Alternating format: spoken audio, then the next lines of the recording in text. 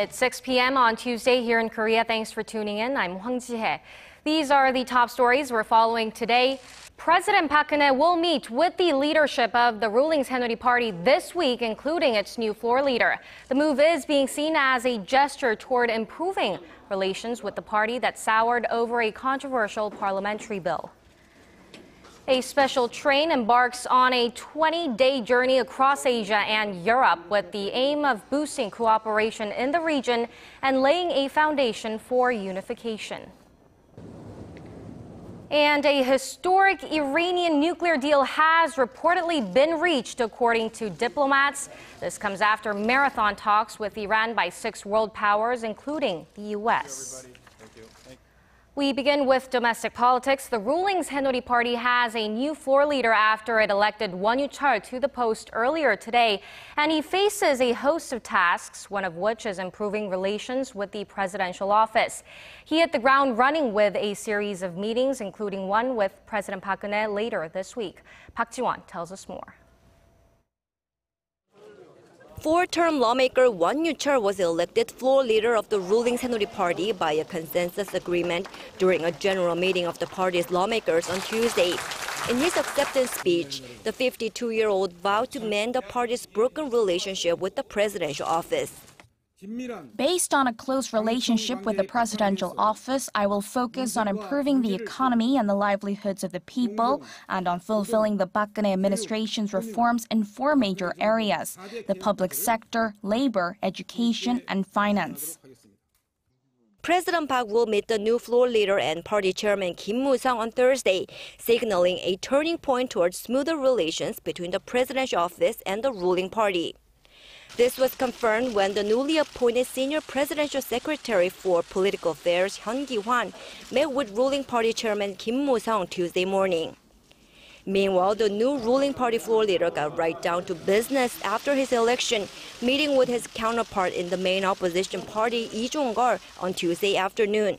The two vowed to work together on many pressing issues, including a much-needed multi-billion-dollar budget supplement, the details of which the two disagree on.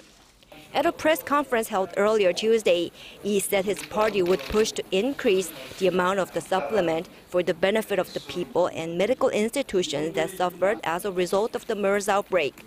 He stressed that the party is firm on its stance that the approximately $5 billion in the plan allocated to covering the current tax revenue deficit should be cut. The chronic tax revenue deficit is a symbol of the Park Geun-hye administration's incompetence. You might think the deficit came from the public's failure to pay their taxes, but that's not the case. It is the government's failure to correctly estimate tax revenues, either due to failed economic projections or policy mistakes. Despite their differences over the size of the budget supplement, the rival parties have agreed to pass the plan this month with the possibility that it could gain parliamentary approval by as early as the 24th. Park Ji-won, Arirang News. And Korea's first public home shopping channel to promote goods made by small and mid-sized businesses, as well as agricultural and fisheries products, was launched today. Marking the occasion, President Park Geun-hye said the channel will work as an innovative distribution platform for those involved in such businesses. The idea for the public channel came after President Park stressed the need to secure a market for creativity-based products developed at the government's innovation centers across the country. At an opening of a startup town in southern Seoul, where entrepreneurs and investors are joining efforts to launch their businesses globally, the president asked that they become the cradle for the so-called born global startups in Korea. Shifting gears, according to diplomats, a historic deal has been reached on Iran's nuclear program. This after 17 days of negotiations and over a decade of deadlocked talks. The deal between Iran and 6 world powers, including the U.S., Russia, and China, will grant Iran sanctions relief in exchange for curbing its nuclear program. Tehran has accepted a snapback plan that will eventually bring back sanctions in 65 days if it violates the agreed deal. Still, a UN arms embargo will remain in place for 5 years and UN missile sanctions for 8 years. A final Vienna meeting and news conference regarding the deal is expected soon. Staying with international news, Greece has put out the most urgent fire after striking a deal with Eurozone leaders for a third bailout earlier this week. But Athens still faces a bumpy road ahead in the form of tough new reforms currently being hammered out by its creditors. Han Daeun has the details.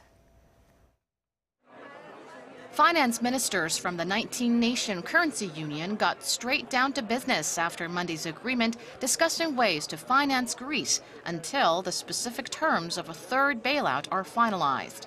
The president of the Eurogroup says it'll take at least 1 month to settle on a third bailout program, as the Eurozone will have to design a completely new program that calls for more substance and tougher commitments. We have asked the institutions to do that as quickly as possible.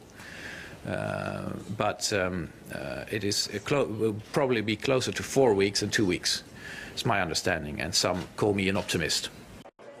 The Eurozone ministers ended the meeting without making much progress, saying they failed to draw up viable solutions to form a bridge loan that would provide short-term liquidity to the debt-ridden country. Some told reporters that talks on interim loan are proving very difficult, as many countries are reluctant to give Greece money without any conditions. Securing a bridge loan is just one of Greece's problems. Greek Prime Minister Alexis Tsipras must push Monday's deal that includes harsh austerity measures through the Greek parliament by Wednesday. But he's already facing stiff opposition, even from within his inner circle. Yesterday, the country's prime minister faced a coup by Germany, but also by other countries like the Netherlands, Finland, and the Baltic states. A coup that reached the point that Greece's prime minister was blackmailed with the collapse of the banks and a haircut on deposits. Greek banks have been closed for 2 weeks, and a €60 per day limit remains in effect on ATM withdrawals. The banks are expected to remain shut through at least Wednesday. Han Daeun, Arirang News. A group of Koreans embarked on a special railway journey this morning as part of the government's Eurasia Friendship Express project. The project is expected to serve as a meaningful opportunity for Korea to send its Eurasian neighbors a message of peace. Kim Ji-yeon reports.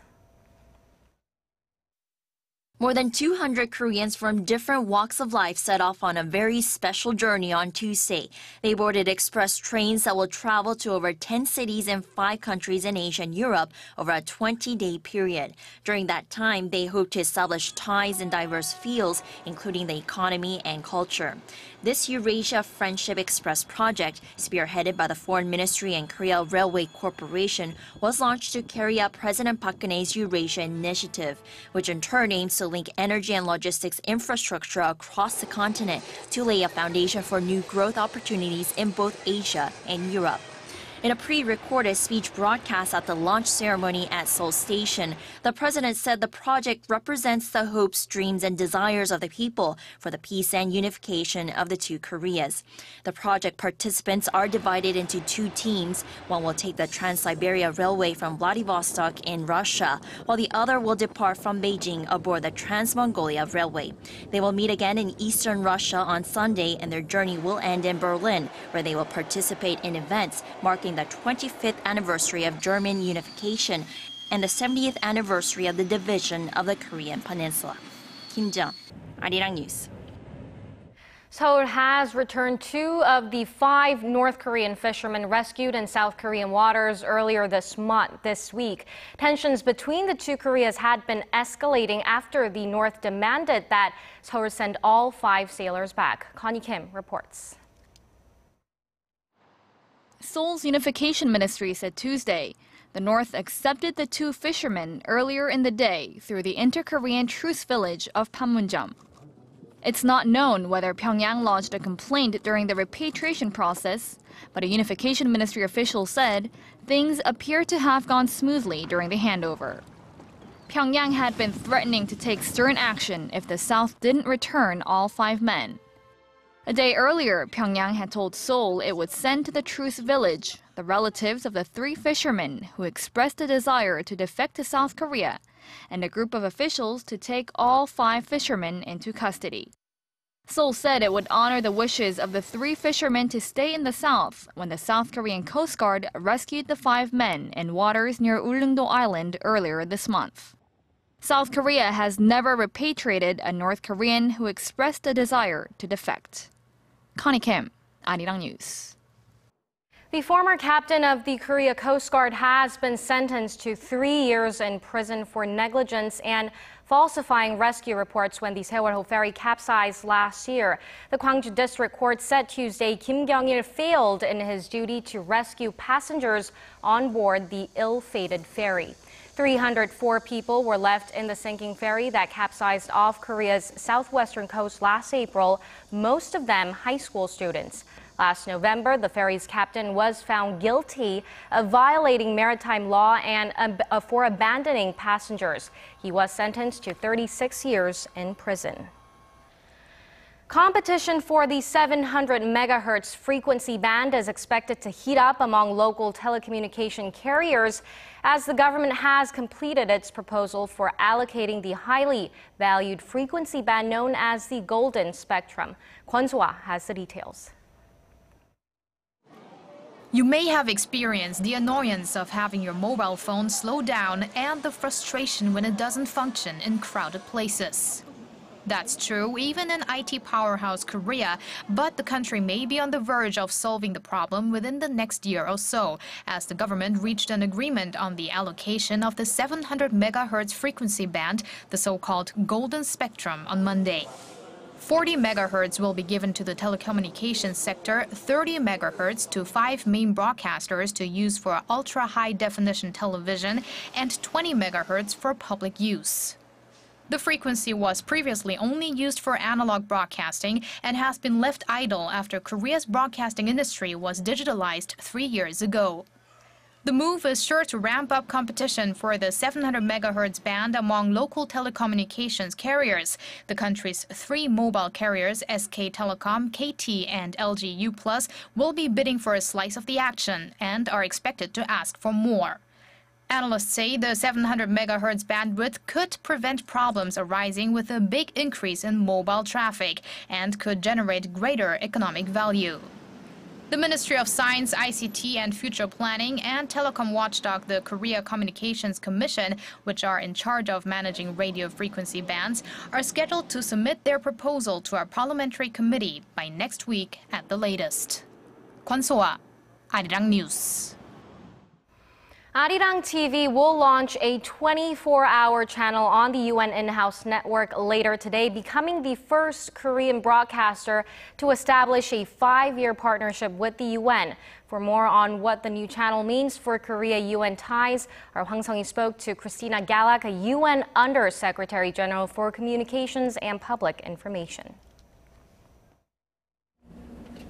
So give us your impression of Arirang TV's launching of this new 24-hour news channel on the UN in-house network. Well, I think it's going to be a great instrument for the UN officials, the UN delegates, and everybody that comes to this place, to the UN, to follow the actualities of Korea, to follow the events there, and to be more in contact with the reality of your country. So we think it's a great instrument that's going to put us closer together, and we are particularly delighted. Well, there are other international news channels like CNN and BBC that have already launched their channels on the UN network. What kind of roles have they been playing? Well, they have been extremely helpful in promoting the United Nations policies, the decisions, the agreements, and sometimes, of course, the disagreements. So we think that having more media involved in the United Nations is the best way to promote the UN values and UN activities. How can Arirang TV distinguish itself from the other news channels on the UN network? No doubt that Arirang TV is going to bring a special angle because of the country that comes from and because of the region. So we think that this Asia view is going to be very important. It will be a little bit different, and we think it's going to be a great contribution to the knowledge and to understanding. Secretary General Ban Ki-moon, in his congratulatory message for Arirang TV, expressed hopes to see the channel play a key role in bridging the gap between Korea and the UN. How should Arirang TV go on about in doing this, and how can the channel bolster Korea-UN ties, in your view? I think the best way to bolster those ties is to report consistently, accurately about the United Nations efforts. At the same time, to report in a very active manner about the key role that the Republic of Korea plays in the United Nations. We are witnessing an ever more acting Republic of Korea in UN affairs. For example, now the Republic of Korea is going to chair one of the social economic committees, a key committee in the UN organization. So knowing for the world to know more the role of Korea is very important. So we think that no doubt more information about these activities is going to bolster the relationship. Thank you, Under Secretary General Galak, for your time today. It's my pleasure. And here's some good news for those seeking relief from the heat. The public outdoor swimming pools located alongside the Han River are set to open on Friday. The Seoul Metropolitan Government says the Han River pools, including those at Yeouido, Jamsil, Jamwon, and Tuksum, will be up and running from July 17th to August 23rd. The largest facility is at Tuksum River Park in Gwangjin District. It has a meter-long wave pool and a gigantic aqua ring that showers down water from 4 meters high. The hours of operation for all public outdoor pools are from 9 a.m. to 8 p.m. and admission is 5,000 won, or about $4.40 for adults and roughly $2.6 for children.